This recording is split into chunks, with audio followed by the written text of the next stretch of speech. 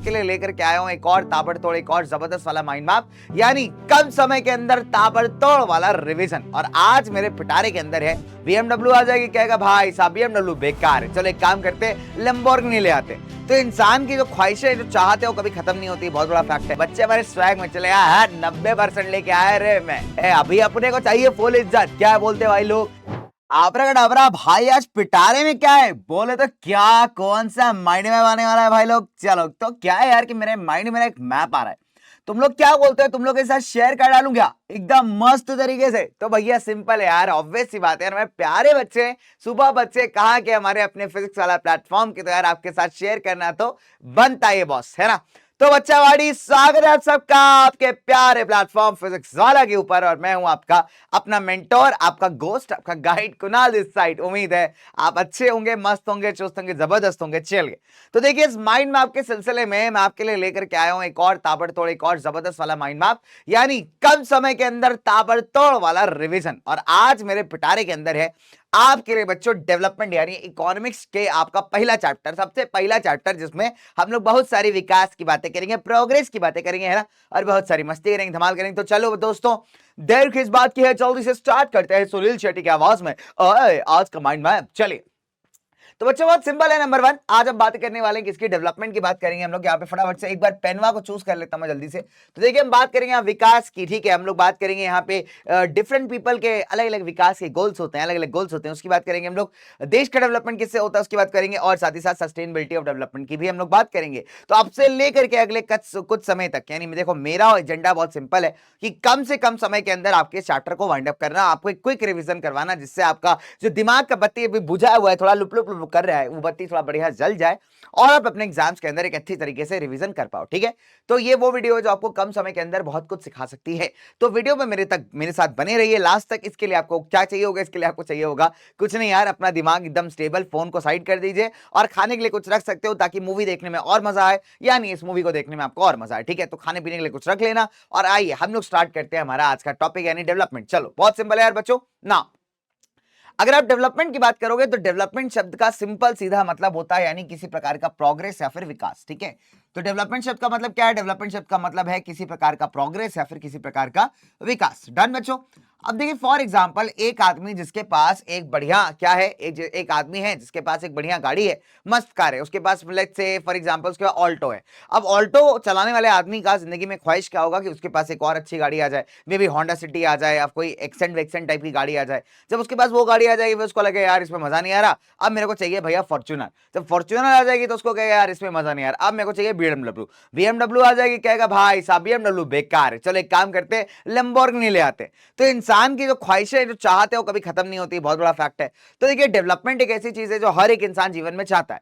अब for example जो इंसान 10,000 रुपए कमा रहा है वो चाहेगा कि उसकी एक और अच्छी जॉब लग जाए, वो 30,000 रुपए कमाने लगे। जब वो 30,000 की सैलरी की जॉब करेगा तब उसे लगेगा कि उसको एक और अच्छी जॉब लग जाए, वो 50,000 रुपए कमाने लगे। तो ऐसे आप देखोगे, अगर मैं आप बच्चों की बात करूं तो आपके लिए डेवलपमेंट क्या है? आपके लिए डेवलपमेंट यही है कि आपके आने वाले एग्जाम्स के अंदर, बोर्ड एग्जाम्स के अंदर एकदम धांसू लेवल के आप नंबर लेकर के आओ, आपके पिताजी जो है आपको लड्डू खिलाए, ना कि आपको डंडा मारे, और हमारे बच्चों की एकदम वाहवाही, बच्चे हमारे स्वैग में चले यार 90% लेके आए रे मैं, अभी अपने को चाहिए फुल इज्जत। क्या बोलते भाई लोग? अपन लेकर गए 90%, अपने को चाहिए फुल रिस्पेक्ट, फुल इज्जत। शर्मा जी के लड़के ज्यादा नंबर है अपने, ठीक है। तो बहुत सिंपल है यार, यहाँ पे अगर आप देखोगे तो आप बच्चों को डेवलपमेंट क्या है कि अभी जो आपके टेस्ट हो रहे हैं, जो एग्जाम्स हो रहे हैं, उसमें बढ़िया से नंबर आ जाएं और आगे चल के आपके बोर्ड एग्जाम्स में नंबर आ जाएं। फिर जब ये भी हो जाएगा फिर आपका डेवलपमेंट होगा कि आप जिस कंपटीशन की प्रिपरेशन कर रहे हो, आईआईटी की, जेईई की, है ना, या फिर आपका नीट एग्जाम्स या फिर किसी और कंपटीशन, आपका ड्रीम होगा, आपका डेवलपमेंट होगा कि यार वो एग्जाम अच्छे से क्लियर हो जाए, आपका कॉलेज आपको मिल जाए, कुछ और अच्छा कर लो। फिर जब कॉलेज मिल जाएगा तो आप सोचोगे यार कॉलेज में अच्छे नंबर आ जाए, फिर वहां पर डेवलपमेंट आपका होगा। फिर अगर अच्छे नंबर आ जाएंगे फिर आप सोचोगे अच्छी जॉब मिल जाए, तो वो भी आपका ही डेवलपमेंट है। तो बच्चे आप देखोगे तो हर एक के लिए जो प्रोग्रेस है, डेवलपमेंट है, वो हमेशा क्या होती है? अलग होती है, हमेशा डिफर करती है। फॉर एग्जांपल मेरे एक दोस्त है, इनका नाम है चुनचुन भैया।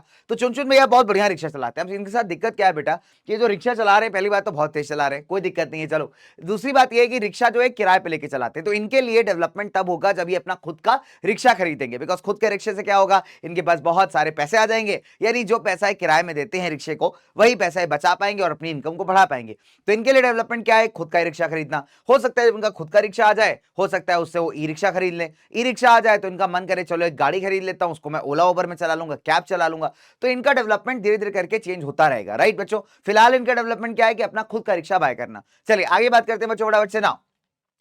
अब अगर आप देखोगे तो हमारे पास बड़े सारे एग्जांपल्स हैं। चुन चुन भैया से तो मुलाकात हो गई, आइए हम लोग बात करते हैं हमारे बहुत सारे एग्जांपल्स की। यानी एनसीईआरटी के अंदर आप देखोगे तो कई सारे आपको एग्जांपल्स मिल जाएंगे। क्या बताते हैं सारे एग्जांपल्स कि जो डिफरेंट डिफरेंट लोग होते हैं ना, हर एक इंसान के लिए डेवलपमेंट का मतलब, विकास का मतलब, प्रगति का मतलब अलग है। फॉर एग्जाम्पल देखो, अब कुछ लड़के पूछेंगे सर ये है कौन, एकदम बताना इंस्टाग्राम पे है क्या? ए भाई नॉर्मल बात कर रहा हूँ, प्रोग्रेस की बात कर रहा हूँ, तुम लोग अलग ही दुनिया में पहुंच जाते हो। चलो अब अगर मैं बात करूं आपसे लैंडलेस रूरल लेबर, लैंडलेस का मतलब जिस आदमी के पास जमीन नहीं, रूरल मतलब गांव का आदमी, लेबर मतलब मजदूर आदमी, ठीक है। तो ऐसा इंसान जिसके पास खुद की जमीन नहीं हो, किसी और की जमीन पे काम करता है, ठीक है, सॉर्टेड है। अब देखो ऐसे इंसान को क्या चाहिए, ज्यादा दिन का काम चाहिए, बिकॉज इसका जो दिन का काम है उसी के इसको पैसे मिलते हैं। इसको आप दिहाड़ी कह लीजिए या वेजेस कह लीजिए। अब ये इंसान जितने दिन काम करेगा उतने दिन का इसको पैसा मिलेगा। मान लीजिए सर 15 दिन काम किया तो इसको 15 दिन का पैसा मिलेगा, ठीक है। फॉर एग्जाम्पल किसी खेत पे काम करता है और खेत का मालिक इसको एक दिन के लेट से 200 रुपए देता है, तो अगर ये 15 दिन काम करेगा तो कितने पैसे हो गए, 3000 रुपए हो गए, है ना। तो अगर 20 दिन काम होगा करेगा तो और ज्यादा पैसे मिल जाएंगे। तो इसका ड्रीम यही है यार, का डेवलपमेंट यही कि इसको ज्यादा बेहतर इनकम मिले, ज्यादा बेहतर वेजेस मिले और ज्यादा दिन का काम मिले। अब अगर हम बात करें एक अमीर किसान की जो पंजाब से बिलोंग करता है, देखिए बहुत सिंपल है, आदमी ऑलरेडी अमीर है, राइट। लेकिन इसका ये मतलब नहीं है कि और अमीर होना नहीं चाहता। डेफिनेट सी बात है, चाहेगा कि इसकी जो इनकम है बढ़ जाए। इसकी इनकम कैसे बढ़ेगी? अगर आप पंजाब हरियाणा वगैरह के किसानों की बात करें, काफी बड़े बड़े काफी अमीर किसान जो है उनके पास बड़ी बड़ी जमीन है। अब क्या इस बड़ी जमीन में पूरा काम खुद तो करते नहीं, ठीक है, तो ये लोग क्या करते हैं, ये लोग मजदूर हायर कर लेते हैं आसपास स्टेट से, यूपी हो गया है ना, बंगाल हो गया आपका, उसके अलावा बिहार हो गया। तो यहां से बहुत सारे लोग जो है यहाँ पे इन खेतों में काम करने जाते हैं। तो ये क्या चाहेंगे कि ऐसे मजदूर सस्ते में मिल जाए, मतलब कम दिहाड़ी पे मिल जाए। और दूसरी बात, सरकार भी इनको काफी सपोर्ट करे, अलग अलग स्कीम लॉन्च करके, सपोर्ट प्राइसेस बढ़ा करके, जिसके थ्रू क्या है इनको ज्यादा पैसा है। फिर ये भी चाहेंगे कि जो उनके बच्चे उनको फॉरेन में सेटल करते हैं ना, एकदम मस्त बाहर की तरफ सेटल करते हैं बढ़िया से, तो बच्चे जो है अच्छा करियर बनाए अपना। तो यही इनकी ख्वाहिश है, यही इनका डेवलपमेंट है। फिर अगर आप बात करो एक अर्बन अनएम्प्लॉयड यूथ, अर्बन मतलब शहर का एक लड़का, शहर का लड़का है ना, तो शहर का लड़का बेरोजगार है। अब बेरोजगार आदमी को क्या चाहिए, जॉब चाहिए। अब देखिए जॉब ना मिलने के दो कारण है। नंबर वन, ये हो सकता है कि मार्केट में जॉब्स ही अवेलेबल ना हो, या फिर आपके पास स्किल ना हो, एजुकेशन ना हो कि उस जॉब को आप कर सको। तो यहाँ पे दो चीजें चाहिए इसको। नंबर वन, कि सरकार क्या करे, कुछ ऐसे अच्छे ट्रेनिंग प्रोग्राम्स रन करे, एजुकेशन को बढ़ावा दे, जिससे लोग पढ़ लिख पाए, स्किल सीख पाए नई नई, और बेरोजगारी ना हो यहाँ पे। और साथ ही साथ और ज्यादा जॉब्स क्रिएट किए जाए मार्केट में, जिससे हर एक इंसान को जॉब मिल पाए और लोग बेरोजगार ना हो। तो यही इसके लिए डेवलपमेंट है। अगर हम बात करें एक ऐसी लड़की की जो कि काफी रिच फैमिली से बिलोंग करती है, ठीक है नाउ, पैसा इसको नहीं चाहिए, बिकॉज पैसा इसके पास बहुत है यार, क्योंकि ऑलरेडी रिच फैमिली से। लेकिन इसको क्या चाहिए, इसको चाहिए फ्रीडम। कितनी, अपने भाई जितनी। जैसे इसका भाई जो है अपने डिसीजंस लेने के फ्री है, भाई बाहर जाके पढ़ना चाहता है, उसको पढ़ने दिया जा रहा है। तो वैसे ही लड़की चाहती है यार इसकी भी सारी डिमांड्स को पूरा किया जाए, यानी इसको फ्रीडम दी जाए, अपने भाई की जितना इक्वालिटी के साथ ट्रीट किया जाए, साथ ही साथ इसको अपने खुद के डिसीजंस लेने का फ्रीडम हो, ठीक है। नर्मदा वैली से बिलोंग करने वाले एक आदिवासी आदमी, देखिए नर्मदा वैली का आपको पता होगा कि नर्मदा के अंदर, नर्मदा वैली पे एक नर्मदा रिवर के ऊपर एक डैम बनाया जा रहा था, सरदार सरोवर डैम, जिसके अगेंस्ट एक बड़ा तगड़ा मूवमेंट चला था, नर्मदा बचाओ आंदोलन, जिसकी one of the famous leaders थी एक सोशल एक्टिविस्ट मेधा पाटकर। तो मेधा पाटकर जी का मेन कंसर्न यही था कि अगर ये डैम बन गया तो जो जंगल का इलाका है बेटा वो काफी हद तक डूब जाएगा, पानी में बर्बाद हो जाएगा। और साथ ही यहाँ पे रहने वाले जो आदिवासी लोग हैं बेटा, उनका जो घर बार है वो छिन जाएगा। बिकॉज आदिवासी कहाँ रहते हैं जनरली, आपने देखा होगा इनके गांव कहाँ होते हैं, जंगल के पास। तो इनका आधे ज्यादा जीवन जंगल पे डिपेंडेंट है, वहां के प्रोडक्ट से चल रहा है, प्लस थोड़ी बहुत जो खेती बाड़ी कर लेते हैं उससे इनका जीवन चल जाता है। लेकिन अगर आप डैम बनाओगे तो आप इनकी जमीनें छीनोगे। अब जमीन छीन लोगे तो इनका तो कमाने का साधन भी चला जाएगा, रहने का घर भी चला जाएगा। तो ऐसे केसेस में कहां जाएंगे? तो एक आदिवासी क्या चाहेगा कि सरकार अगर उसकी जमीन छीन रही है तो उसके एवरेज में उसको बेहतर जॉब की अपॉर्चुनिटीज दे, उसको बेहतर फैसिलिटीज दे और रहने के लिए एक प्रॉपर जगह प्रोवाइड करे। तो इन सारे एग्जांपल्स हमने एक बात तो सीखी यार कि हर एक इंसान के लिए जो विकास है, प्रोग्रेस है, डेवलपमेंट है, उसका मीनिंग बिल्कुल अलग है, बिल्कुल डिफरेंट है। आइए बात करते हैं फटाफट से ना। अब अलग अलग लोगों के जो डेवलपमेंटल गोल्स होते हैं बेटा वो काफी अलग होते हैं कि व्हाट में बी डेवलपमेंट फॉर वन। जो एक इंसान के लिए डेवलपमेंट है वो जरूरी नहीं कि दूसरे के लिए भी डेवलपमेंट हो। फॉर एग्जांपल ये बड़ी प्यारी सी बच्ची, इसका नाम है क्या, इसका नाम है प्रिया। तो प्रिया के इसको क्या लगता है, प्रिया का डेवलपमेंट गोल क्या है कि प्रिया का एक भाई है, भाई का नाम है चिंटू, ठीक है। तो जो चिंटू है बेटा वो बहुत आजाद टाइप का इंसान है, यानी उसको हर एक चीज करने का फ्रीडम है। लेकिन प्रिया को ऐसा नहीं है। तो प्रिया चाहती है जितना फ्रीडम उसके भाई को मिला है उतना ही प्रिया को दिया जाए। साथ ही साथ प्रिया ये भी चाहती है कि इसको अपने डिसीजंस को लेने के लिए आप कह सकते हैं फ्रीडम मिले। जैसे इसका भाई जो चाहता है वो करता है, जहां पढ़ना चाहता है वहां पढ़ता है, लोग इसको सपोर्ट करते हैं, घर वाले सपोर्ट करते हैं। बट प्रिया चाहती है इसके साथ भी इक्वालिटी के साथ पेश आया जाए, मतलब जिस तरीके से इसके भाई को ट्रीट किया जाता है वैसे इसको ट्रीट किया जाए, प्लस इसको फ्रीडम दी जाए, स्वतंत्रता दी जाए अपने डिसीजंस लेने की। साथ ही साथ प्रिया ये भी चाहती है कि घर के सारे कामकाज इससे करवाए जाते हैं, ठीक है। तो प्रिया चाहती है यार कि इसका भाई भी जो है घर के काम में हाथ बटाए, खाना बनाना, झाड़ू पोछा करना, सफाई करना, ये सब काम प्रिया बेचारी अकेले कर रही है। तो ये चाहती है कि एटलीस्ट इसका भाई भी इन सारे कामों में अपना हाथ बटाए, ठीक है। हालांकि हो सकता है कि ये सारी चीजें प्रिया के लिए डेवलपमेंट हो, लेकिन इसके भाई को आइडिया पसंद ना आए, तो भाई के लिए डेवलपमेंट नहीं हो सकता, ठीक है। अब अगर मैं बात करूं आपसे बच्चों, तो let's talk about the dam. एक बड़े डैम को बनाने के लिए क्या होता है, जब भी आप कभी एक बड़ा डैम कंस्ट्रक्ट करते हो तो आप बहुत सारी आपको जमीन चाहिए होती है, और ये जमीन कहाँ की होती है, जनरली जंगलों की होती है, और साथ ही साथ यहाँ पे रहने वाले आदिवासियों की होती है, राइट। तो ये जो आदिवासी बच्चे आपने देखा होगा नदी किनारे जंगलों के आसपास काफी रहते हैं। जब आप डैम बनाते हो किसी नदी पे, तो आप क्या करते हो, पहली बात तो जंगल का काफी सारा एरिया काटते हो, वहां पे जमीनें लेते हो, ठीक है। और कई बार ऐसा भी होता है जो बेचारे आदिवासी गांव हैं इसमें तबाह हो जाते हैं, डिस्ट्रॉय हो जाते हैं, राइट। तो एक बड़ा डैम का कंस्ट्रक्शन हो सकता है एक व्यापारी के लिए, एक इंडस्ट्रियलिस्ट के लिए डेवलपमेंट हो। क्यों? बिकॉज इस डैम को बनाने से क्या होगा, इसको बिजली मिलेगी, इलेक्ट्रिसिटी मिलेगी। साथ ही साथ क्या होगा बच्चे, कि ये जो पानी है डैम का वो भी कई बार फैक्ट्रियों में इस्तेमाल किया जाता है। तो इससे क्या होगा, इंडस्ट्रियलिस्ट तो पैसे वाला हो जाएगा, अमीर हो जाएगा, लेकिन इससे आदिवासी का नुकसान है। तो अगर हम बात करें तो ये बड़े डैम्स को कंस्ट्रक्ट करना हो सकता है इस बिजनेसमैन के लिए, व्यापारी के लिए डेवलपमेंट हो, लेकिन आदिवासी के लिए नहीं है। आदिवासी के लिए डेवलपमेंट क्या होगा, छोटे डैम्स बनाना, छोटे डैम्स के साथ टैंक्स बनाना, जिससे क्या किया जाए, इसके खेतों को पानी सप्लाई किया जा सके और ये अपने जीवन जो है खुशी खुशी बता सके। तो हमने क्या देखा कि जो डेवलपमेंट था इंडस्ट्रियलिस्ट के लिए वो हमारे आदिवासी भाई के लिए नहीं है। इसके अलावा अगर आप बात करोगे बच्चों, तो ये देखा जाता है कि जीवन में आपको सिर्फ पैसा जरूरी नहीं है, पैसे के साथ साथ आपको लाइफ में बहुत सारी चीजें चाहिए होती हैं एक अच्छा जीवन जीने के लिए। फॉर एग्जांपल मेरा एक दोस्त है, इसका नाम है चिंटू, इसका नाम है चिंटू है, इसका नाम है चिंटू चालाक। हालांकि आदमी चालाक नहीं है, मैं आपको रीजन बताता हूं क्यों। इसके पास ना 2 जॉब्स के ऑफर है, ये बहुत इंटेलिजेंट आदमी, इसलिए इसका नाम रख दिया चिंटू चालाक। तो चिंटू चालाक के पास 2 ऑफर्स आते हैं। नंबर 1, पहला ऑफर आता है एक फॉरेन कंट्री से, है ना, बाहर की कंपनी है, वो उसको बहुत पैसे दे रही है, हाई सैलरी दे रही है, लेकिन कोई जॉब सिक्योरिटी नहीं है, मतलब लात मार के कभी भी इसको जो इसका बॉस है निकाल सकता है। चिंटू चालाक, निकल जाओ मेरे ऑफिस, निकल जाओ मेरे ऑफिस से, ठीक है। तो बहुत सिंपल सी बात है, कभी भी चिंटू चालाक को लात मार के बाहर निकाल जा सकता है। प्लस इसके पास कोई भी फैमिली के लिए कोई फैसिलिटीज नहीं दी गई है ना। साथ ही साथ इसके घर वालों के लिए भी इसके पास कोई टाइम नहीं है, मतलब इतना जॉब करने जा रहा है बच्चे, सुबह निकल जाता है 6 बजे ऑफिस और रात को जब आता है वापस तो रात के 2-2:30 बज रहे होते हैं। अब हाल ऐसा हो गया कि चिंटू चालाक के बच्चे अपने पिताजी को नहीं पहचान रहे, है ना। एक बार ये जल्दी आ गया ऑफिस से, कहते तुम कौन हो भाई, कहते मैं तुम्हारे पापा हूं, कहते हम कैसे मान ले तुम मेरे पापा हो, कह रहा अरे हूं तो हूं, कह रहा मान ही नहीं सकते, हमने देखा ही नहीं तुमको, पापा तुम हो कौन, ठीक है। बच्चे बेचारे जब ये जाता है तो बच्चे सो रहे होते हैं, जब ये आता है तब इसके बच्चे सो रहे होते हैं, तो बच्चे पापा ही नहीं पहचान पा रहे हैं यार अपने, की पापा है कौन हमारे, ठीक है। अब देखो यहाँ पे क्या हो रहा है, साथ ही साथ बच्चे एकदम फॉरेन कंट्री में जॉब है। अब क्या इसके पास एक दूसरा जॉब है जिसका ऑफर इसके पास है, दैट इज यहाँ पे सैलरी थोड़ी कम है लेकिन जॉब सिक्योरिटी, यानी इसका मालिक इसको लात मार के बाहर नहीं निकालेगा, ठीक है। और साथ ही साथ इसको घर वालों के लिए, परिवार वालों के लिए टाइम भी है। तो मैंने कहा एक काम करते भाई, चिंटू चालाक मेरा दोस्त है बड़ा अच्छा, तो मैंने कहा देख चिंटू चालाक, तेरे नाम में चालाक है लेकिन तू है एकदम एक नंबर का गधा आदमी, ठीक है। तो बहुत सिंपल सी बात है भाई, एक काम कर, इतने पैसे लेके क्या करेगा यार, ऐसे पैसे से क्या फायदा जब तेरे बच्चे तेरे को पहचानना बंद कर दे। एक काम कर भाई, तू दूसरी वाली जॉब ले। तो इनकम के अलावा अगर आप देखोगे तो लाइफ में आपको बहुत सारे गोल्स चाहिए होते हैं, ठीक है।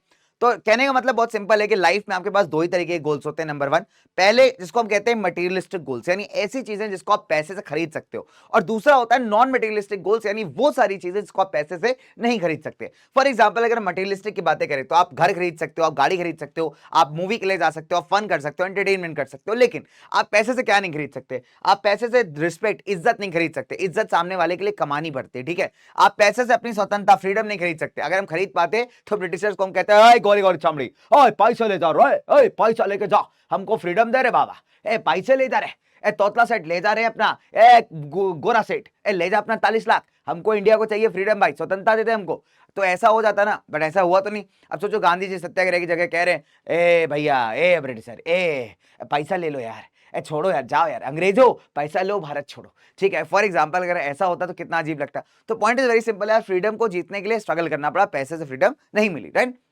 मतलब किसी भी तरीके की फ्रीडम, मैंने आपको एक एग्जांपल दिया है कि स्वतंत्रता आपको पैसे से नहीं मिलती। फिर इसके अलावा अगर आप बात करो बच्चे फ्रेंड्स, हमारे जो दोस्त होते हैं बच्चे, सच्चे दोस्त को मैं हमेशा कहता हूं लाइफ में, सच्चे दोस्त और सच्चा प्यार पैसों से नहीं मिलता। आप जितने भी पैसे खर्च कर लीजिए, लेकिन आपके बुरे टाइम में ऐसा दोस्त और आपकी सो कॉल्ड या आपका सो कॉल्ड जो सच्चा प्यार है छोड़ के भाग जाएगा, ठीक है। तो सच्चा प्यार, सच्चे दोस्त हमेशा हर सिचुएशन में आपके साथ रहते हैं। तो बेटा ये पैसों से नहीं खरीदे जा सकते। पोल्यूशन फ्री एनवायरमेंट पैसों से नहीं खरीदा जा सकता, यानी प्रदूषण से, अगर पैसों से प्रदूषण को हटाया जा सकता है तो आज पूरी दुनिया बहुत औसम हो गई होती है ना, बट ऐसा नहीं। और एक अच्छी हेल्थ को भी आप पैसों से खरीद नहीं सकते। चलिए आगे बात करते हैं बच्चों। नाउ अब अगर आप देखोगे तो डेवलपमेंट के लिए लोग हमेशा मिक्स ऑफ गोल्स देखते हैं। मिक्स ऑफ गोल्स मतलब लोगों को वो चीजें भी चाहिए जो वो पैसे से बाय कर सकते हैं और वो चीजें भी चाहिए जो पैसे से नहीं बाय कर सकते, यानी मटेरियलिस्टिक और नॉन मटेरियलिस्टिक दोनों ही चीजें चाहिए, तब जाकर के एक इंसान डेवलप हो सकता है। डन, चलिए हम लोग आगे बात करेंगे फटाफट से। नाउ अब अगर आप देखोगे इनकम के अलावा हमारे क्या क्या गोल्स है। फॉर एग्जांपल मेरी फिर बड़ी जबरदस्त फ्रेंड, इसका नाम प्रिया। तो प्रिया इज अ वर्किंग वुमन, ठीक है। तो एक वर्किंग महिला जो बाहर काम करने जा रही है, जॉब करने जा रही है ऑफिस में, तो उसको क्या चाहिए, उसकी क्या जरूरतें हैं, उसको क्या क्या गोल्स हैं उसके। पैसे पैसे तो उसको मिल ही रहे हैं, सैलरी तो उसको मिल रही है, लेकिन सैलरी के अलावा उसको क्या चाहिए भैया, समाज में इज्जत चाहिए, फैमिली के अंदर रिस्पेक्ट चाहिए, ठीक है। अगर हम इन 3-4 चीजों को प्रोवाइड करते हैं तो आप कहोगे कि भाई ज्यादा महिलाएं अभी जॉब करेंगी। फॉर एग्जाम्पल मैं आपसे बहुत मस्त पॉइंट डिस्कस करता हूं यहाँ पे। देखो बहुत सिंपल है। कई बार क्या होता है कि बच्चे कई बार जो है जब फीमेल वर्कर्स ऑफिस में जाती हैं, तो कई बार ऐसा भी हो सकता है कि कुछ ऑफिस में उनको एनवायरमेंट सेफ ना फील हो सकता है उनको बॉस जो है उनको थोड़ा छेड़छाड़ करने का ट्राई कर रहा हो, उसके साथ के मेल एम्प्लॉइज उसको बहुत सेफ ना फील करवा रहे हो। तो ऐसा एनवायरमेंट काम करने के लिए बिल्कुल भी अच्छा नहीं है और कोई भी वीमेन ऐसे एनवायरमेंट में काम करना नहीं चाहेगी। लेकिन अगर आप उसको एक safe and secure environment provide करते हो, ठीक है, साथ ही साथ अगर आप उसके घर के कामों में भी हाथ बटाते हो। देखो होता क्या है, आज भी कई बार ऐसा देखा जाता है कि जो बेचारी विमेन है बाहर भी काम करी, जॉब करी और घर में आने के बाद घर के सारे काम करी, झाड़ू पोछा बर्तन खाना बनाना। तो बच्चे ये थोड़ा सा गलत है। आप उसके वर्कलोड को शेयर कर सकते हो, वो ऑलरेडी बाहर से काम करके आ रही है, बहुत थकी है, बहुत टायर्ड है, फिर उसको ये एक्सपेक्ट करना कि घर के सारे काम करेगी, ये गलत है। तो आप अगर वो खाना बना रही है तो आप सब्जी काट दो यार, बहुत सिंपल सी बात है। आप बर्तन धो दो, आप सफाई कर दो। तो काम को हमेशा डिस्ट्रीब्यूट किया जा सकता है, लोड कम किया जा सकता है। तो इससे क्या होगा कि यार एक विमेन को भी अच्छा लगेगा, उसके काम की रिस्पेक्ट की जा रही है, इज्जत की जा रही है, साथ ही साथ उसको और मोटिवेशन मिलेगा कि और बढ़िया तरीके से काम कर पाए अपने घर के लिए, अपने परिवार वालों के लिए, अपने लोगों के लिए और खुद के लिए जो है चीजों को बढ़िया कर पाए, ठीक है। इसके अलावा अगर आप देखोगे तो ये समझना बहुत जरूरी है कि यार महिलाओं को काम करना बहुत नॉर्मल बात है। पहले क्या होता था, इंडियन सोसाइटी इतनी ज्यादा पुरानी विचारों की थी, है ना, पुराने जमाने की बात करूं, बहुत पुराने, आज से 20-25 साल पहले, 30 साल पहले, कि लोग सोचते थे यार कि बाहर काम करना जो है सिर्फ मेल का काम है, एक मेन का काम है, और महिलाओं का जो मेजर काम है वो घर के अंदर का है, जो कि गलत बात है, ठीक है। तो समाज को समझना बहुत जरूरी है कि महिलाएं इक्वली कॉम्पिटेंट है बाहर जाके जॉब करने के लिए। आप देखोगे आज कितने सारे फील्ड्स में आपको महिलाएं मिलती है, तो नो डाउट सोच में परिवर्तन आया है, चेंजेस आए हैं। लेकिन अगर ये सारी चीजें हम प्रोवाइड करेंगे तो आप देखोगे ज्यादा से ज्यादा महिलाएं जो है अभी नए नए जॉब्स करेंगी, अलग अलग है ना जॉब्स को टेकअप करेंगी और ज्यादा काम करने के लिए बाहर निकल पाएंगी। राइट बच्चों, चलिए अब आगे आपसे बात करूं। अब देखिए सवाल तो अभी तक हमने इंडिविजुअल डेवलपमेंट्स की बात की, अब सवाल उठता है कि सर नेशनल डेवलपमेंट क्या है। देखिए नेशनल डेवलपमेंट का अगर क्वेश्चन आप लोगों से पूछने जाओगे तो हर एक के पास अपना एक अलग जवाब है। फॉर एग्जांपल अगर मैं किसी से पूछूं भैया देश का डेवलपमेंट कैसे होगा, कहता है ऐसा है। अच्छा भैया ऐसा है, मोदी जी मैं चाहता हूं कि आप पाकिस्तान पे बम गिरा दीजिए, तब जाके मुझे लगता है कि देश का जो है विकास हो पाए। अरे भैया पाकिस्तान पे बम गिराने से देश का विकास थोड़ी होगा। नहीं मोदी जी मुझे लग रहा है कि आप अगर बम गिरवा देंगे पाकिस्तान पे तो देश जो है बहुत प्रोग्रेस कर जाएगा, बहुत विकास हो जाएगा हमारा, ठीक है। तो खतरनाक, मतलब अगर आप लोगों से आके पूछोगे तो लोगों के जो आइडियाज हैं नेशनल डेवलपमेंट को लेकर के बहुत अलग अलग है। दूसरी बात, आपस में कॉन्फ्लिक्ट करते हो, मतलब आपस में टकराव वाले आइडियाज हैं, ठीक है। कोई कुछ बोलेगा, कोई कुछ बोलेगा, कोई कुछ बोलेगा, ठीक है। तो बहुत सिंपल सी बात है, अगर सारे लोगों से आप आइडिया पूछने लग जाओगे, उनके हिसाब से काम करने लग जाओगे, तो देश आपका कभी डेवलप कर नहीं पाएगा। तो सिंपल शब्दों में अगर मैं बोलूं कि देश का डेवलपमेंट का मतलब क्या है, नेशनल डेवलपमेंट का मतलब क्या है, इसका मतलब होता है किसी भी देश का एबिलिटी अपने रहने वाले नागरिकों के यानी सिटीजन के लिविंग स्टैंडर्ड्स को इंप्रूव कर पाना, ठीक है। अगर देश ऐसा कर पा रहा है तो डेफिनेट सी बात है आप कह सकते हो देश प्रोग्रेस कर रहा है, देश डेवलप कर रहा है, ठीक है। और ये कैसे कब पॉसिबल हो सकता है, जब आपके देश के अंदर एक अच्छी हेल्थ फैसिलिटी है, आपके देश के अंदर एजुकेशन के अच्छे सोर्सेज हैं। तो एक पढ़ी लिखी जनता, हेल्दी जनता, आप हमेशा देखोगे प्रोडक्टिव जनता है, ठीक है। तो ऐसी पॉपुलेशन पैसा भी अच्छा कमाएगी, और जब जनता पैसा कमाएगी, अच्छे जॉब्स करेगी, अच्छा काम करेगी, तो ऑटोमेटिकली आप देखोगे देश भी हमारा डेवलप होगा और लोगों का लिविंग स्टैंडर्ड भी बढ़ेगा। एक इंसान जो 10,000 रुपए आज कमाता है, अगर उससे पूछो आप कपड़े में कितना खर्च करते हो, तो आपको जवाब देगा मैक्सिमम 1,000 से 1,500 रुपए, इससे ज्यादा वो खर्च नहीं कर सकता। बट वही इंसान अगर 50-60 हजार रुपए कमाने लगे, तो वही इंसान आज जो 200 रुपए की शर्ट पहन रहा है वो 2,000 रुपए की शर्ट भी पहन सकता है। राइट बच्चों, डन। तो बहुत सिंपल सी बात है, मेरे को ऐसा लग रहा था हिक्का पाने वाला है बट आया नहीं, ठीक है। तो खतरनाक साउंड इफेक्ट क्रिएट हो गया। चलो, तो मैंने आपको यही बताया यार कि इंसान जो एक इंसान आज 10,000 रुपए कमा रहा है, ठीक है, 10,000 रुपए कमाते टाइम उसके पास जो शर्ट पहनने का उसका वैल्यू है, बहुत सिंपल है, वो शर्ट खरीदना, उसको शर्ट खरीदना, कुछ ऑफिस में फंक्शन है, बहुत ज्यादा पैसे खर्च नहीं करेगा। मैक्सिमम कितना खर्च करेगा, 200, 300, 400 या मैक्सिमम 500 रुपए, बस दैट्स ऑल। बट वही इंसान अगर 5,000 रुपए कमा वही इंसान अगर 50,000 रुपए कमाने लगे, तो आप देखोगे उसके परचेजिंग पावर भी बढ़ जाएगी। राइट, तो जो इंसान अभी 500 रुपए खर्च कर रहा है उसको लगेगा यार कि 1,000-1,500 रुपए खर्च कर सकते हैं, खरीद सकते हैं इतने रुपए की शर्ट। राइट बच्चों, तो आप देख सकते हो लोगों का लिविंग स्टैंडर्ड जो है धीरे धीरे चेंज होता है जैसे जैसे उनके पास पैसे आते हैं, ठीक है। जैसे आदमी बहुत खुश दिखाई दे रहा है, ठीक है। चलो आगे बात करते हैं ना। तो अभी क्या है बच्चा, बहुत सिंपल है कि हाउ आर कंट्रीज कंपेयर्ड। अब सवाल उठता है यार कि आपने बात तो कर ली नेशनल डेवलपमेंट की, बट हम कैसे पता करेंगे यार कि कौन सी कंट्री डेवलप है, कौन सी कंट्री नहीं डेवलप है। तो इसके लिए ना कई सारे पैरामीटर्स हैं और कई सारे वर्ल्ड के ऑर्गेनाइजेशन है जो अलग अलग पैरामीटर्स पे देशों को कंपेयर करते हैं, ठीक है। इनमें one of the most popular वाला पैरामीटर इसको आप कहते हैं इनकम। तो आप देखोगे कई बार जो है देशों की इनकम के हिसाब से उनको कंपेयर किया जाता है, ठीक है। इसको one of the most important factor माना जाता है। क्या होता है बच्चे, ये इस आइडिया पे बेस्ड है कि लोगों के पास जितना पैसा आता है लोग उतना खर्च करते हैं अपनी चीजों को बाय करने के लिए, ठीक है। अब देखिए होता क्या है कि कंट्रीज को कंपेयर करने के लिए हम एक फंडा यूज करते हैं, उसको हम कहते हैं पर कैपिटा इनकम यानी एवरेज इनकम। अब सवाल ये उठता है कि सर आप हर एक देश का टोटल इनकम क्यों नहीं निकाल लेते, ठीक है, हम वैसे क्यों नहीं कंपेयर करते। अब देखिए इसके साथ एक दिक्कत है, अगर मान लीजिए मेरे पास 5 कंट्रीज है, पांचों कंट्रीज की जो पॉपुलेशन और डेफिनेट सी बात है अलग होने वाली है, ठीक है, सेम नहीं हो सकती। तो आप देखोगे अगर मैं सिर्फ टोटल इनकम निकालने जाऊं देश की, तो हर एक देश की जो है अलग आएगी और सही नहीं आएगी। रीजन क्या है कि जिस देश में लोग ज्यादा रहते हैं डेफिनेट सी बात है उस देश की ज्यादा आएगी, जिसमें कम रहते हैं उसकी कम आएगी। तो एक फेयर पैरामीटर नहीं है। तो इस वजह से हम लोग क्या करते हैं, हम लोग एवरेज निकालते हैं कि ऑन एन एवरेज, एक एवरेज बेसिस पे एक इंसान कितना पैसा कमाता है किसी देश के अंदर, एंड दैट इज कॉल्ड पर कैपिटा इनकम या फिर आपका एवरेज इनकम। चलिए आगे बात करते हैं ना। देखिए पर कैपिटा या एवरेज इनकम निकालना बहुत आसान है। आप क्या करेंगे, पर कैपिटा इनकम आपको कभी भी निकालना हो, इसको हम एवरेज इनकम के नाम से भी जानते हैं। तो हम लोग क्या करते हैं, total income upon total population. हम लोग क्या करते हैं बच्चों, यहाँ पे total income of the country को लेते हैं, ठीक है, total income of the country हम लोग इसको लेते हैं, total income of the country को लेते हैं, उसको डिवाइड कर देते हैं, किससे, इसको डिवाइड कर देते हैं हम लोग बेटा टोटल पॉपुलेशन से, ठीक है, जो आपकी टोटल जनसंख्या है उससे हम लोग डिवाइड कर देते हैं। डन। तो ये देता है हमको पर कैपिटा इनकम, यानी ऑन एन एवरेज किसी भी देश के अंदर, किसी भी स्टेट के अंदर जो है कोई इंसान कितना पैसा कमा रहा है एक महीने में या फिर एक साल के अंदर, ठीक है, डिपेंड करता है आप किस पीरियड के लिए निकाल रहे हो ना। अब बहुत सिंपल है, जैसे मेरे एग्जांपल, मेरे एक बड़ा फेमस दोस्त रहता है डोगेश भैया। तो डोगेश भैया का जो गांव है इसका नाम है चीम्सपुरा। चीम्सपुरा में 3 लोग रहते हैं, डोगेश, इसकी फॉरएवर क्रश डोगलीना और हमारे नालायक विधायक, ठीक है। तो हमारे विधायक जी रहते हैं, अगर आप देखोगे तो डोगेश कमाता है 10,000, डोगलीना कमाती है 5,000, विधायक जी कमाते हैं 15,000 रुपए। तो अगर आप चीम्सपुरा का पर कैपिटा इनकम निकालने जाओगे तो कितना आएगा, पर कैपिटा में क्या करेंगे आप तीनों को ऐड कर दीजिए, डिवाइड बाय टोटल पॉपुलेशन। तो total income upon total population, total income कैसे निकालोगे, तीनों की इनकम ऐड कर दो, ऐड करोगे कितना आ रहा है 30,000। टोटल लोग कितने हैं 1 2 3, तो डिवाइड बाय 3 कितना आया 10,000। कहने का मतलब है कि ऑन एन एवरेज चीम्सपुरा के अंदर हर एक आदमी 10,000 रुपए कमा रहा है। हालांकि अगर आप डेटा देखो तो ये बात सही नहीं, बिकॉज डोगलीना इससे कम कमा रही है, बाकी लोग 10 या उससे ऊपर कमा रहे हैं, ठीक है। चलिए आगे बात करते हैं, एक और बढ़िया क्वेश्चन है। चलो, तो मेरे 3 दोस्त हैं, वो एक बढ़िया से देश में रहते हैं, इसका नाम जिग्नेशपुरा है, ठीक है। तो इसमें 3 दोस्त रहते हैं, रमेश, सुरेश, जिग्नेश। रमेश का इनकम दिया है, सुरेश का दिया, जिग्नेश का दिया। अगर मेरे को पर कैपिटा निकालना हो तो मैं क्या करूंगा, इन तीनों इनकम्स को ऐड कर दूंगा। अगर मुझे इस इलाके का पर कैपिटा इनकम निकालना है तो क्या किया जाएगा बच्चे, तीनों को हम लोग ऐड करेंगे। कैसे, 1 2 3, कैसे, 30 + 20 कितना हो, 50 + 10 कितना हो, 60,000, ठीक है। तो 60,000। और कितने लोग हैं टोटल, कितने लोग हैं बेटा, रमेश, सुरेश, जिग्नेश, यानी 3 लोग हैं भाई। तो इसको डिवाइड कर दो, तो ऑन एन एवरेज कितना आया पर कैपिटा इनका, पर कैपिटा इनकम आया 20,000। यानी कहने का मतलब है कि ऑन एन एवरेज यहाँ पे हर एक आदमी 20,000 रुपए कमा रहा है, जो कि गलत है, बिकॉज 20,000 कमाने वाले सिर्फ ये हैं और या तो ये है, ये इंसान 20,000 रुपए नहीं कमा रहा। तो आपने क्या सीखा है इससे, देखो कुछ बातें हमको समझ में आती है। नंबर 1 कि पर कैपिटा इनकम के साथ कुछ दिक्कतें हैं। दिक्कत क्या है, नंबर 1 ये इनकम इक्वालिटी के बारे में नहीं बताती। इनकम इक्वालिटी का मतलब ये है कि यार किसके पास ज्यादा पैसा है, किसके पास कम पैसा है, इसके बारे में बात ही नहीं करती।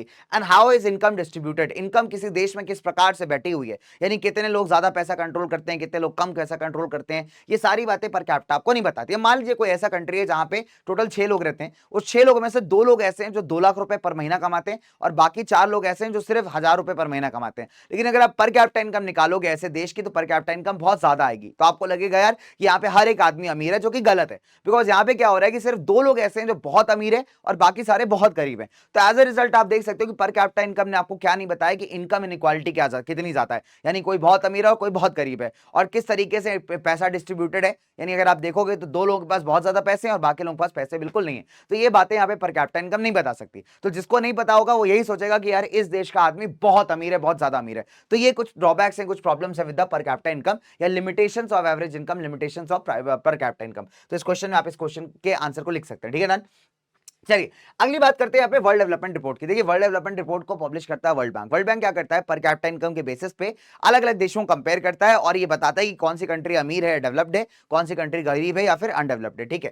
तो अगर हम बात करें 2019 के डेटा की, तो उसके हिसाब से जितने भी ऐसे देश थे जिनका पर कैपिटा इनकम 49,300 यूएस डॉलर या उससे ज्यादा था, ऐसे देशों को हम कहते हैं अमीर देश। और जिन कंट्रीज का पर कैपिटा इनकम 2,500 यूएस डॉलर या उससे कम था, ऐसे देशों को हम कहते हैं गरीब देश, ठीक है। अब ध्यान रखिएगा पर कैपिटा कैपिटा इनकम को आप डॉलर्स में ही कैलकुलेट करते हैं। अच्छा, अभी यहाँ पे दिक्कत क्या है कि आप पूछोगे सर भारत कहाँ पे आता है, तो बच्चे इंडिया लाइक करता है लो मिडिल इनकम ग्रुप में, यानी ना तो हम बहुत गरीब है, ना ही हम बहुत अमीर है, तो हम लोग एकदम थोड़ा सा नीचे से थोड़ा बीच में आते हैं। फॉर एग्जाम्पल भारत का पर कैपिटा इनकम 2019 में कितना था, $6700, तो हमको काउंट किया जाता है लो मिडिल इनकम ग्रुप के अंदर, यानी ना तो हम बहुत अमीर है ना तो बहुत गरीब है, हम कहीं ना कहीं बीच में आ रहे हैं, that is low middle income group. तो इंडिया का पर कैपिटा आप याद रखिएगा $6700 2019 का डेटा है, ठीक है। डन, आगे बात करते हैं बच्चों। देखो अब क्या है, कंक्लूजन बहुत सिंपल है यार, कि जितने भी पुअर कंट्रीज ऐसा माना जाता है वो अनडेवलप्ड है, जितने भी अमीर कंट्रीज ऐसा माना जाता है वो डेवलप्ड है, except few countries of the middle east. अब मिडिल ईस्ट के अंदर अगर आप देखोगे तो मैक्सिमम अरेबिक कंट्रीज आ रहे हैं, ठीक है। अब क्या है कि ये जो आपका वर्ल्ड बैंक वगैरह है, इसके साथ एक दिक्कत है।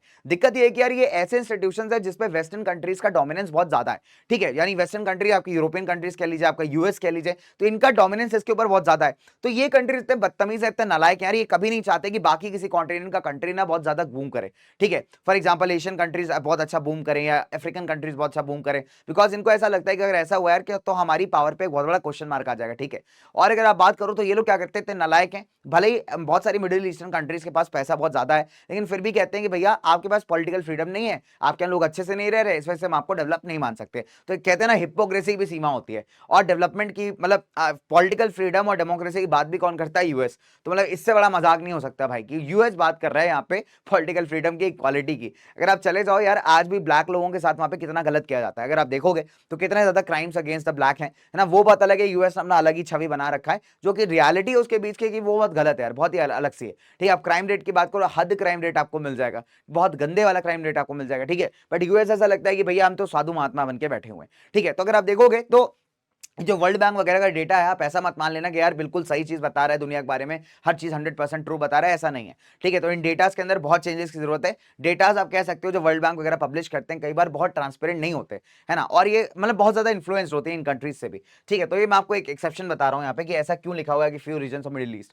चलिए, अब सवाल उठता है कि यार इनकम के अलावा ऐसा कौन सा क्राइटेरिया है फॉर डेवलपमेंट। देखिए अगर हम बात करें इनकम के अलावा, यानी पैसे के अलावा, लोगों को बहुत सारी जरूरत होती है, बहुत सारी चीजें चाहिए होती है। फॉर एग्जांपल एक अच्छी हेल्थ, एक बढ़िया एजुकेशन, सिक्योरिटी। अगर मान लीजिए आपसे आज कोई कहे कि भैया सीरिया में एक कंपनी है, वो आपको 5 लाख रुपए महीना देगी काम करने की, तो आप क्या जाओगे? आप नहीं जाओगे यार। आपको पता है Syria is a war torn country, वहां पे अभी भी युद्ध चल रहा है, लड़ाइयां चल रही हैं, कभी भी सिक्योरिटी नहीं। मान लो तुम ऑफिस जा रहे हो, बस गोला बम आया तुम्हारे ऊपर आके गिर गया, बम से खत्म हो गए तुम्हें, तो एक था आदमी बन गया तुम, है कि नहीं। तुम मस्त एकदम सूट बूट पहन करके निकले ऑफिस जाने के लिए, उधर से मिसाइल एक भाड़ फोड़ दिया तुमको, ठीक। तो एज अ रिजल्ट ऐसे देश में काम करने से क्या फायदा। तो बहुत सिंपल सी बात है यार, कि नो डाउट कि आपको अगर पैसा मिल रहा हो, लेकिन तब भी आपकी सिक्योरिटी भी उतनी इंपॉर्टेंट है, तो आप डेफिनेट सी बात है पैसे के अलावा इन सब चीजों पे भी ध्यान देते हो।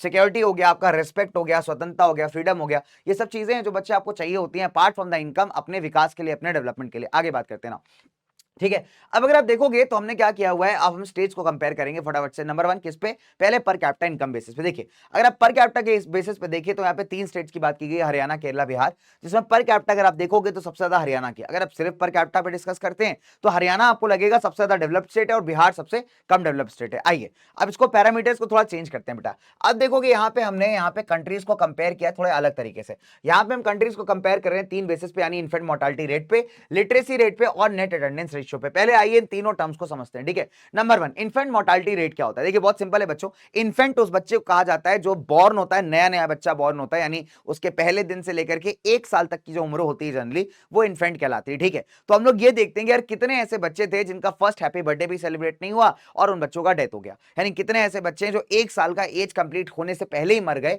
ये बताता है आपका इन्फेंट मोर्टालिटी रेट। मान लीजिए किसी इलाके में, किसी गांव में 1000 बच्चों का जन्म होता है, ठीक है, 1000 बच्चे बॉर्न होते हैं। अब उस 1000 में से कितने बच्चे ऐसे थे कि जिनकी डेथ 1 साल कंप्लीट होने से पहले ही हो गई, तो उन बच्चों का काउंट हम किस में करेंगे, इन्फेंट मोर्टालिटी रेट में। मान लीजिए किसी गांव के अंदर 1000 बच्चे बॉर्न हुए और वहां पे 25 बच्चे ऐसे थे जिनकी डेथ जो है 1 साल कंप्लीट होने से पहले ही हो गई, तो हम कह सकते हैं उस गांव का इन्फेंट मोर्टालिटी रेट 25 है, ठीक है। यानी 25 बच्चे जो थे वो मर गए आउट ऑफ द 1000 बॉर्न, तो इसको हम कहते हैं इन्फेंट मोर्टालिटी रेट, ठीक है। अगर आप बात करेंगे हरियाणा में 30 है जो कि बहुत ज्यादा है, केरला का 7 है जो कि काफी कम है, बिहार का 32 है, ठीक है। अब बात करते हैं हम लोग लिटरेसी रेट की। देखिए लिटरेट आदमी कौन होता है, लिटरेट का मतलब होता है पढ़ा लिखा, ठीक है।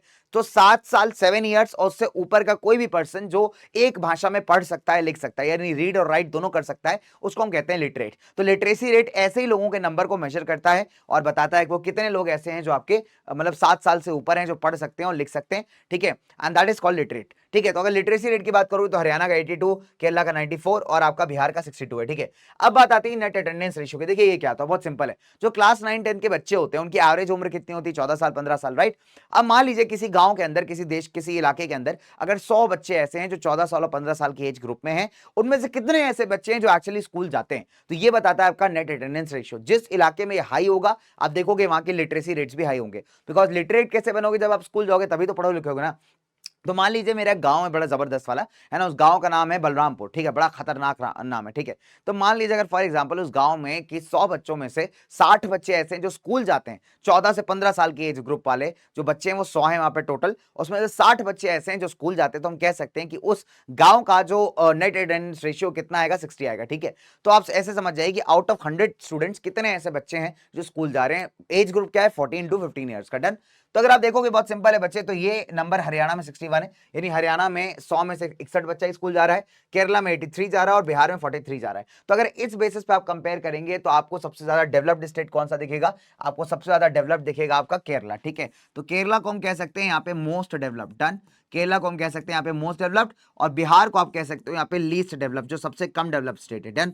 अच्छा, अब ये जितनी भी आपके डेफिनेशन दी है बेटा सारी आती है 1-1 मार्क्स में, तो इंपॉर्टेंट है, ठीक है। तो ये वाला टेबल आपको पढ़ना है, डन बच्चों। चलिए आगे बात करते हैं फटाफट से ना। तो अभी हमने क्या देखा, नंबर 1, इससे क्या क्या कंक्लूड किया कि हमने क्या किया है कि स्टेट्स को कंपेयर किया किस बेसिस पे, 3 बेसिस पे। नंबर 1 इन्फेंट मोर्टालिटी रेट, दूसरा लिटरेसी रेट, तीसरा नेट अटेंडेंस रेशियो। आप देख सकते हैं जो हरियाणा का इन्फेंट मोर्टालिटी रेट है वो केरला के 3 गुना है। फॉर एग्जांपल केरला का 30 है, सॉरी केरला का 7 है, हरियाणा का 30 है। तो अब 7 3 करो कितना हुआ भाई, 21, तो 21 मतलब 3 टाइम्स ज्यादा है यार हरियाणा का। तो यही बात यहाँ पे बताई गई कि भैया जो इन्फेंट मोर्टालिटी रेट हरियाणा का केरला के 3 गुना ज्यादा है, ठीक है। इनफैक्ट अगर आप देखोगे बिहार का नेट अटेंडेंस रेशियो काफी कम है, बिहार का लिटरेसी रेट भी कम है। एंड केरला की अगर हम बात करें तो इस एस्पेक्ट में केरला बिहार और हरियाणा दोनों के मुकाबले ज्यादा डेवलप्ड है। उसके 3 कारण है। नंबर 1 यहाँ का इन्फेंट मोर्टालिटी रेट काफी कम है, लिटरेसी रेट काफी बढ़िया है, और नेट अटेंडेंस रेशियो भी इनका काफी बढ़िया है, जो इनको एक ज्यादा डेवलप्ड स्टेट बनाता है हरियाणा और बिहार के कंपैरिजन में। चलिए आगे बात करते हैं बच्चों ना, चलो। तो भाई आगे बढ़ते हैं फटाफट से। अब कई बार ऐसा होता है बच्चे, कहा जाता है कि यार जो आपके जेब में पैसा है वो सारी चीजें खरीद नहीं सकता, जो बात बिल्कुल सही है कि money in your pocket can not buy all the goods and services. उसका कुछ कारण है। देखिए पैसा क्या नहीं खरीद सकता, पॉल्यूशन फ्री एनवायरमेंट नहीं खरीद सकता, पैसा आपको बिना मिलावट का सामान लाके नहीं दे सकता। आप देखोगे मार्केट के अंदर क्या होता है, कई बार नकली दवाइयां आती है ना, नकली दवाइयां खा के आपने देखा होगा लोग मर जाते हैं। फिर इसके अलावा नकली खाना भी आता है। फॉर एग्जाम्पल चावल के अंदर कंकड़ मिला देते हैं व्हाइट कलर करके, उससे क्या होगा, लोगों को कई सारी बीमारियां हो सकती है। तो बिना मिलावट का खाना जो है, बिना मिलावट की दवाइयां, इस बात को इंश्योर कौन करेगा, ये इंश्योर करने का काम है भाई आपका सरकार का, ठीक है। कि सारी चीजें जो मार्केट में आ रही है एटलीस्ट साफ सुथरी आए, शुद्ध आए, अच्छी आए, अच्छी क्वालिटी के आए, राइट। तो पैसे से आप तो वो भी खरीद रहे हो, लेकिन पैसा आपको ये सारी चीजें नहीं प्रोवाइड कर सकता, बिना मिलावट का सामान नहीं प्रोवाइड कर सकता। फिर अगर आप देखोगे प्रोटेक्शन फ्रॉम इन्फेक्शियस डिसीजेस, यानी बहुत सारी ऐसी बीमारियां होती है जिससे पैसा आपको नहीं बचा सकता। अगर पैसा बचा ही सकता है तो कोविड-19 में बहुत सारे सेलिब्रिटीज हैं जिनकी मौत हो गई, बड़े बड़े पैसे वाले लोग हैं जो मर गए, वो शायद नहीं मरते। तो पैसा आपको ऐसी खतरनाक बीमारियों से नहीं बचा सकता। चल आगे बात करते हैं बच्चों फटाफट से ना। अगर हम पब्लिक फैसिलिटीज की बात करें तो ये वो फैसिलिटीज हैं जो कि फॉर एग्जांपल आपका एजुकेशन हो गया, हेल्थ हो गया, क्लीन एंड सेफ एनवायरनमेंट हो गया, साफ सुथरा पीने का पानी हो गया, यानी ऐसी फैसिलिटीज जिनको प्रोवाइड करने की जिम्मेदारी किसकी, सरकार की या फिर सरकारी अथॉरिटीज, गवर्नमेंट अथॉरिटीज की, राइट। अब अगर आप देखोगे तो जो सबसे बढ़िया तरीका है ऐसी सर्विसेज को प्रोवाइड करने का वो है कलेक्टिवली प्रोवाइड करना, यानी ज्यादा लोगों को प्रोवाइड करना। इससे क्या होगा, पहली बात तो आपका खर्चा बचेगा, दूसरी बात ज्यादा लोगों को बेनिफिट होगा। देखिए बहुत अच्छा एग्जाम्पल से समझ सकते हैं हम। देखिए एग्जाम्पल क्या है कि अगर आप देखोगे कई बार जो बच्चे होते हैं हमारे बहुत सारे, है ना, वो हायर एजुकेशन नहीं ले पाते, खासकर गर्ल चाइल्ड की अगर हम बात करें तो बच्चे हमारे क्या हो सकता है कि 8th के बाद 9th के बाद पढ़ाई छोड़ दे। क्यों? क्योंकि आगे पढ़ने के लिए जो है उनके पास फैसिलिटीज ही नहीं। हो सकता है उनके गांव में स्कूल ना हो, अगर स्कूल हो दूर हो कहीं तो वहां तक जाने का कोई साधन ही ना हो, ना बस हो, ना रिक्शा हो, ना घोड़ा हो, ना गाड़ी हो, तो बेचारी वो वहां तक जाएंगी कैसे, है ना। तो एक बहुत बड़ा प्रॉब्लम। तो अगर आप देखोगे तो आप देखते हैं कि कई बार जो बच्चे होते हैं बेचारे कई बार हाई स्कूल्स अटेंड नहीं कर पाते। रीजन क्या है, सफिशिएंट फैसिलिटीज नहीं है। फॉर एग्जांपल अच्छे स्कूल्स नहीं है, या फिर ट्रांसपोर्टेशन अवेलेबल नहीं है, या फिर अगर मान लीजिए स्कूल्स अवेलेबल भी हैं तो प्राइवेट है और वो अफोर्डेबल नहीं है, ठीक है। अब लेट्स से गांव में सरकार डिसाइड करती है कि गांव के 100 बच्चों को स्कूल में एडमिशन कराया जाए, ठीक है। और सिंस वहां पे कोई सरकारी स्कूल नहीं है तो सरकार डिसाइड करती है, काम करते चलो कि प्राइवेट स्कूल्स के अंदर बच्चों का एडमिशन करा देते हैं, ठीक है। तो सरकार करा देती है एडमिशन, लेकिन अगर आप देखोगे तो इससे कितने बच्चे बेनिफिट हुए, मात्र 100 बच्चे, है ना, और खर्चा भी ज्यादा है। तो अगर इसी की जगह सरकार अपना खुद का एक गवर्नमेंट स्कूल चालू कर दे उस गांव के अंदर, तो आप देख सकते हो कि 100 के बजाय 500-600 बच्चा वहां पढ़ सकता है, ठीक है। तो इसमें क्या हो रहा है कि कम कॉस्ट के अंदर आप ज्यादा लोगों को बेनिफिट कर पा रहे हो। तो पब्लिक फैसिलिटीज हमेशा बेहतर होती है कि जब आप ज्यादा लोगों को प्रोवाइड करते हो, चीजों कलेक्टिवली प्रोवाइड करते हो, तो वहां पे कॉस्ट भी कम होती है, लोग भी ज्यादा बेनिफिट होते हैं। चलिए आगे बात करते हैं बच्चों ना। अब सवाल उठता है कि सर केरला इतना डेवलप क्यों? नंबर वन, देखिए केरला का जो इन्फेंट मोर्टालिटी रेट है वो काफी कम है, जो बताता है कि यार वहां की हेल्थ फैसिलिटीज अच्छी हैं। इसके अलावा अगर आप देखोगे केरला का लिटरेसी रेट काफी ज्यादा है, जो ये बताता है कि लोग पढ़े लिखे हैं और अवेयर हैं काफी चीजों के बारे में। इसके अलावा ये भी कहा जाता है कि जिन इलाकों में पब्लिक डिस्ट्रीब्यूशन सिस्टम यानी सरकार की एक ऐसी स्कीम है जहां सरकार अपनी दुकानों, कुछ दुकानें होती हैं स्पेशलाइज दुकानें जिसको आप राशन की दुकानें कहते हैं, राशन शॉप्स कहते हैं, तो उसको थ्रू क्या करती है सरकार, जितने भी गरीब लोग होते हैं उनको बहुत कम दामों पे या बिल्कुल फ्री ऑफ कॉस्ट जो अनाज है वो प्रोवाइड करती है। ठीक है, जैसे फॉर एग्जांपल चावल हो गया, गेहूं हो गया, आपका आटा हो गया ना, मतलब दाल हो गई, या आपका तेल हो गया खाना बनाने वाला। तो ये सारी चीजें सरकार क्या करती है, जो एकदम गरीब लोग होते हैं, बहुत गरीब लोग होते हैं, उनको या तो फ्री दे देती है या तो बहुत कम कॉस्ट पे प्रोवाइड करती है। मतलब ऐसा मान के चलो कि एक आदमी का महीने भर का राशन आ जाएगा 100-150 रुपए के अंदर, यानी इतना सस्ता होता है। ठीक है, तो इसको हम कहते हैं पब्लिक डिस्ट्रीब्यूशन सिस्टम। तो जिन स्टेट्स के अंदर ये बढ़िया फंक्शन करता है, आप देखोगे कि वहां का लोगों का जो न्यूट्रिशनल वैल्यू, जो हेल्थ है, वो काफी अच्छा होता है। अच्छा, अब न्यूट्रिशन से मेरे को याद आया कि यार अब किसी की न्यूट्रिशनल वैल्यू अगर आपको निकालनी हो, अगर ये पता करना हो कि ये आदमी कुपोषित है, इसको खाने की जरूरत है, या फिर ये आदमी बहुत हट्टा कट्टा टाइप का आदमी है, या फिर ये आदमी बहुत मोटू टाइप का आदमी है, तो ये कैसे पता लगाओगे? तो इसको पता लगाने के लिए एक सिंपल फॉर्मुला होता है, उसको हम कहते हैं बीएमआई, यानी एक ऐसा मेथड है जो आपके नरिशमेंट लेवल को चेक करते हैं, उसको आप कहते हैं बॉडी मास इंडेक्स। बहुत जरूरी है, हमेशा पता होना चाहिए। तो इसको निकालने का फॉर्मूला भी बहुत सिंपल है। हम लोग क्या करते हैं, जिस इंसान का बीएमआई निकालना है उसका वेट लेते हैं किलोग्राम्स में, उसकी हाइट को लेते हैं मीटर्स में, और हाइट का कर देते हैं स्क्वायर। फॉर एग्जांपल मान लीजिए किसी आदमी का वेट 80 किलो है, उसका हाइट 2 मीटर है, तो आप 80 को डिवाइड बाई 2 करोगे, 2 का स्क्वायर लेना है, मतलब 2 का स्क्वायर है 4, तो इसका बीएमआई कितना है 20। अब देखो उसको नापने के लिए ना प्रॉपर चार्ट होता है, मैं आपको बताता हूं, देखो क्या चार्ट होता है। फॉर एग्जांपल जिस इंसान का बीएमआई बॉडी मास इंडेक्स 18.5 से या उससे कम है, उसको हम कहते हैं ये अंडरवेट आदमी है, उसको खाने पीने की जरूरत है। जिसका बीएमआई 18.5 से 24.9 के बीच में, ये बिल्कुल नॉर्मल वेटेड है। जिसका बीएमआई 25 से लेके 29.9 है, यानी 25 से लेके 29.9 है, ठीक है, तो वो आप कह सकते हैं कि ओवरवेट आदमी, उसको वजन घटाने की जरूरत है। ठीक है, ओबीस होता है मतलब बहुत थुलथुल टाइप का इंसान, बहुत मोटा इंसान। ठीक है, तो ऐसे इंसान का बीएमआई कितना होगा 30 से 34.9। और एकदम जबरदस्त वाला ओबीस यानी बड़ा खतरनाक मोटा है, 5-6 किलो डायमीटर का, ठीक है, एकदम खतरनाक वाले मोटे अंकल लोग नहीं होते, कई बार आपने देखा होगा एकदम खतरनाक, ऐसे बहुत बड़ा सा मुंह होता है, बहुत सारे मोटे हो जाते हैं, तो उसको हम ओबेसिटी कहते हैं, मेडिकल कंडीशन। तो यहाँ पे आपको डॉक्टर के पास जाना पड़ेगा। ठीक है, तो डॉक्टर आपका वजन कम करवाएगा, लेकिन साइंटिफिक तरीके से, प्रॉपर तरीके से। ठीक है, तो ये कहलाता है एक्सट्रीमली ओबीस सिचुएशन। तो बच्चे आपका बीएमआई आपके शरीर के बारे में, आपके हेल्थ स्टेटस के बारे में बहुत कुछ बताता है। चलिए आगे बात करते हैं ना। अब अगला बड़ा मस्त पॉइंट आता है, that is called as human development report. देखिए ये इस रिपोर्ट को पब्लिश कौन करता है? इस रिपोर्ट को पब्लिश करता है यूएनडीपी, यानी यूनाइटेड नेशंस डेवलपमेंट प्रोग्राम। यहाँ पे कंट्रीज को सिर्फ पर कैपिटा इनकम पे ही नहीं, बट उनके एजुकेशन और हेल्थ स्टेटस पे भी यहाँ पे कंपेयर किया जाता है। कंपेयर करने के बाद एक लिस्ट बनाई जाती है, उसमें कंट्रीज को रैंक दिया जाता है। ठीक है, तो इसको हम कहते हैं ह्यूमन डेवलपमेंट इंडेक्स। ठीक है, चलिए आइए डेटा कंपेयर करते हैं बच्चों। यहाँ पे देखो, अब फॉर एग्जाम्पल यहाँ पे आप देख पा रहे हो डेटा है 2019 का। ठीक है, तो 2019 का बेटा ये डेटा है। तो इस हिसाब में हमने कौन कौन सी कंट्रीज ली यहाँ पे? श्रीलंका, इंडिया, म्यांमार, पाकिस्तान, नेपाल और बांग्लादेश। इनका ग्रॉस नेशनल इनकम निकाला है, पर कैपिटा निकाला है डॉलर्स के अंदर, इनका लाइफ एक्सपेक्टेंसी निकाला है। लाइफ एक्सपेक्टेंसी का मतलब होता है जब आप पैदा होते हो, पैदा होने से लेकर के कितने साल तक आप जिंदा रह सकते हो ऑन एन एवरेज, वो आपका लाइफ एक्सपेक्टेंसी है। ठीक है, फिर निकाला है कि एवरेज ईयर्स ऑफ स्कूलिंग कितना है, यानी कितने सालों तक लोग जो है स्कूल गए हैं। ठीक है, और उसके बाद निकाला है कि हमारा एसडीआई रैंक कितना है। तो अगर आप देखोगे तो इस मामले में श्रीलंका आ रहा है टॉप पे, बिकॉज उसका रैंक कितना है 73। यहाँ पे अगर लाइफ एक्सपेक्टेंसी देखोगे तो 77 ईयर्स है, यानी ऑन एन एवरेज 77 ईयर्स तक तो इंसान यहाँ पे जीता है श्रीलंका में। इंडिया की बात करें तो इंडिया का जो पर कैपिटा इनकम नो डाउट बढ़ा है, बट फिर भी अगर आप देखोगे जो हमारा लाइफ एक्सपेक्टेंसी है बहुत अच्छा नहीं है, 69.7 है, यानी ऑन एन एवरेज भारत में एक इंसान 70 साल के आसपास तक जिंदा रहता है। ठीक है, और अगर आप देखोगे इंडिया का रैंकिंग कितना आया है, 130 आया है, 2018 की रैंकिंग है। ठीक है, तो अभी रैंकिंग आपको चेंज मिलेगी, आप लेटेस्ट डेटा के लिए मतलब फाइंड आउट कर सकते हो, या आपका एनसीईआरटी डेटा है। ठीक है, जो अभी की एनसीईआरटी आपकी चल रही है। डन, ठीक है बच्चों। तो अगर आप देखोगे इसके अलावा बांग्लादेश, पाकिस्तान की बात करें, पाकिस्तान का रैंकिंग 148 है ना, बांग्लादेश का 134 है। ठीक है, अगर हम बात करें नेपाल का तो 143 है। तो कहीं ना कहीं बच्चे ये एक्चुअली आपको बताता है एसडीआई की, अगर हम बात करते हैं कि किसी देश का डेवलपमेंट कितना अच्छा, बिकॉज देश में डेवलप होने के लिए, प्रोग्रेस करने के लिए हर चीज जरूरी है। लोगों के पास पैसा होना चाहिए, पैसों के साथ साथ एजुकेशन होनी चाहिए, साथ ही साथ एक अच्छी हेल्थ, एक अच्छी सेहत होनी चाहिए। अगर ये सारी चीजें लोगों के पास है, तब आप कह सकते हो कि इंसान बढ़िया तरीके से डेवलप हो रहा है, कंट्री अच्छी तरीके से डेवलप कर रही है। चलिए आगे बात करते हैं बच्चों। अच्छा, अब बात आती है सस्टेनेबिलिटी और डेवलपमेंट। देखिए बहुत खूबसूरत सा शब्द आपके एनसीईआरटी में कि we have not inherited the world from our forefathers, we have borrowed it from our children. यानी ये जो दुनिया हमारे पास है ना बेटा, इसको हमने अपने बाप दादाओं से जायदाद में नहीं लिया है, इसको हमने बच्चों से उधार लिया, जो आने वाले बच्चे हैं, जो आने वाली जनरेशन है। इस वजह से इस दुनिया को बहुत संभाल के रखना बहुत जरूरी है। चलिए इसी से रिलेटेड अगर हम देखेंगे तो एक बड़ा इंपॉर्टेंट कॉन्सेप्ट आता है सस्टेनेबल डेवलपमेंट। अगर आप आज देखोगे तो हम क्या कर रहे हैं, जरूरत से ज्यादा रिसोर्सेज का इस्तेमाल कर रहे हैं, जरूरत से ज्यादा चीजों को खर्च करते जा रहे हैं ना। तो बहुत जरूरी है यार कि रिसोर्सेज को बचाना, बिकॉज अगर नहीं बचाओगे तो आगे आने वाली जनरेशन आप क्या करेंगे, कैसे अपना गुजारा चलाएंगे। ठीक है, तो कहते हैं यार सस्टेनेबल डेवलपमेंट करना बहुत जरूरी है। सस्टेनेबल डेवलपमेंट का मतलब क्या होता है कि जो डेवलपमेंट आप प्रेजेंट में कर रहे हो वो ऐसा होना चाहिए कि आपका एनवायरमेंट डैमेज ना हो, आपका एनवायरमेंट नुकसान ना हो, साथ ही साथ जो आने वाली जनरेशन है उनके नीड्स के साथ आप कॉम्प्रोमाइज ना करें। ठीक है, उसको हम कहते हैं सस्टेनेबल डेवलपमेंट। अब देखिए दो बड़ी इंटरेस्टिंग केस स्टडीज आती हैं आपके एनसीईआरटी के अंदर। नंबर 1 पहला है आपका ग्राउंड वाटर। देखिए ग्राउंड वाटर क्या होता है, ग्राउंड वाटर होता है जमीन के नीचे मिलने वाला पानी। मान लीजिए आपका जमीन है, ये आपका जो पानी मिल रहा है इसको हम कहते हैं ग्राउंड वाटर। फॉर एग्जांपल आपने कभी हैंडपंप चलाया होगा ना, हैंडपंप चलाते हो तो पानी कहां से आता है, जमीन के नीचे से आता है, राइट बच्चों। तो अगर आप देखोगे तो अभी बड़ी बड़ी जबरदस्त केस स्टडी आई थी यहाँ पे, ठीक है, कि रिसेंट एविडेंस सजेस्ट करता है जो हमारा ग्राउंड वाटर है अभी काफी ज्यादा ओवर यूज किया जा रहा है। इनफैक्ट अगर आप देखोगे तो 300 जिले जो हैं भारत के, उन्होंने ये रिपोर्ट किया है कि जो ग्राउंड वाटर है वो 4 मीटर नीचे चला गया। कहने का मतलब है अगर मान लीजिए पानी पहले यहां मिलता था, अभी 4 मीटर जो है वो नीचे जा चुका है। यानी पहले अगर आप यहां खोद के पानी निकाल सकते थे तो भी आपको 4 मीटर और खोदना पड़ेगा, तब आपको जाकर के पानी मिलेगा, राइट। और ये पिछले 20 सालों का हाल है। और इनफैक्ट कहा जा रहा है कि अभी 1/3 ऑफ द कंट्री जो है बहुत जरूरत से ज्यादा ग्राउंड वाटर का इस्तेमाल कर रही है। अब कहा जाता है कि अगले 25 सालों के अंदर 60% से ज्यादा जो देश है वो सेम काम करने वाला है। और ग्राउंड वाटर का जो ओवर यूज है खासकर आपको ऐसे इलाकों में ज्यादा मिलेगा जहां खेती बाड़ी की जाती है, एग्रीकल्चर किया जाता है। फॉर एग्जांपल पंजाब यूपी हो गया, वेस्टर्न यूपी हो गया, हरियाणा हो गया,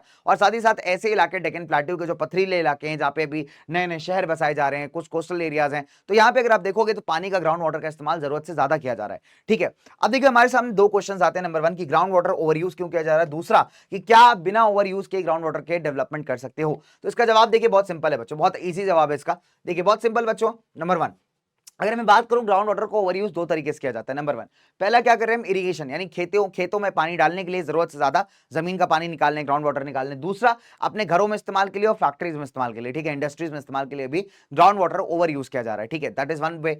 अब दूसरा है कि क्या डेवलपमेंट आप कर सकते हो बिना ओवर यूज किए, तो इसका आंसर है जी हाँ कर सकते हैं। कैसे, नंबर 1 जो आपका बारिश का पानी है, रेन वाटर है, उसको हार्वेस्ट करिए, उसको बचाइए, उसको बचा करके आप ग्राउंड वाटर रिचार्ज कर सकते हैं। दूसरा आपका जो ग्राउंड वाटर का ओवर यूजेज है, जरूरत से ज्यादा इस्तेमाल है, उसको रोकना जरूरी है, यानी पानी बर्बाद नहीं करना चाहिए, पानी को बचा के चलना चाहिए। तो आप कह सकते हैं डेवलपमेंट भी हो जाएगा और पानी बच जाएगा। चलिए आगे दूसरी बड़ी इंटरेस्टिंग केस स्टडी आती है, उससे पहले एक बात करते हैं, बड़ी मस्त थी। देखो अगर आप देखोगे बच्चे, हमारे जीवन में जो नेचुरल रिसोर्सेज है, हमने क्या सोचा, हम लोग मनुष्य लोग बहुत लालची लोग हैं, तो हमें ये लगा कि जितने भी नेचुरल रिसोर्सेज हैं ये हमारी धरती में फ्री में मिल गए, तो हमने क्या किया, इसका जरूरत से ज्यादा यूटिलाइजेशन कर डाला। अब हमको ये समझ में आ रहा है कि हमने इतना ज्यादा यूटिलाइज कर दिया कि अभी खत्म होना स्टार्ट हो गए। अब फॉर एग्जाम्पल अगर आप कोयले की, पेट्रोल की, कच्चे तेल की बात करिए तो कुछ समय के लिए हमारे पास इनका स्टॉक बचा है, जब ये खत्म हो जाएंगे तो हम क्या करेंगे, राइट। तो ये नॉन रिन्यूएबल रिसोर्सेज अगर एग्जॉस्ट हो गए तो इनको बनने में बहुत ज्यादा टाइम लगता है। अब फॉर एग्जांपल से रिलेटेड एक बड़ी मस्त केस स्टडी है about exhaustion of the natural resources. ठीक है, चलिए अब अगर आप देखोगे तो एक बड़ी प्यारी सी खूबसूरत सी टेबल दी हुई है यहाँ पे, ठीक है, और ये क्या बताती है बेटा आपकी, ये यही बताती है कि नंबर 1 अगर हम बात करें मिडिल ईस्टर्न कंट्रीज के बारे में, तो मिडिल ईस्टर्न कंट्रीज के अगर आप ये डेटा है आपका 2013 का, ठीक है, तो अगर हम 2013 की डेटा की बात करें तो ये भी हमें काफी कुछ बता देगा। 2013-2014 का डेटा है, तो इस हिसाब से मिडिल ईस्टर्न कंट्रीज के बाद 78 साल का तेल बाकी था, यूनाइटेड स्टेट्स के बाद 12 साल का तेल बाकी है, और लगभग वर्ल्ड के पास 53.3 ईयर्स का ही तेल बाकी है। यानी अगर आप क्रूड ऑयल की बात करेंगे, क्रूड ऑयल एक ऐसी चीज है जो पूरी दुनिया में काफी ज्यादा रिक्वायर्ड है। ठीक है, कई सारी इंडस्ट्रीज में इसका इस्तेमाल किया जाता है, कई सारे प्रोडक्ट्स इससे बनते हैं। फिर आपका जो गाड़ियां वगैरह चलती हैं उसमें जो डीजल, सीएनजी वगैरह, पेट्रोल वगैरह चाहिए तो वो यही क्रूड ऑयल से आता है। ठीक है, अब मजे की बात क्या है कि अब जिस तरीके से क्रूड ऑयल खत्म हो रहा है, तो ऐसे में क्या हो, कुछ नालायक देश जैसे यूएस क्या करेंगे, अपने मिलिट्री पावर और पॉलिटिकल पावर का यूज करके ट्राई करेंगे कि ऐसे इलाकों पे कब्जा कर पाए जहां पे ऑयल रिजर्व्स हैं। अगर आप देखोगे यूएस दुनिया भर में लड़ाइयों में इन्वॉल्व रहता है किसी ना किसी वे में। इसका सिंपल सा रीजन ये भी है कि यूएस हमेशा ट्राई करता रहता है कि ऐसे इलाके मिल जाए जहां के रिसोर्सेज पे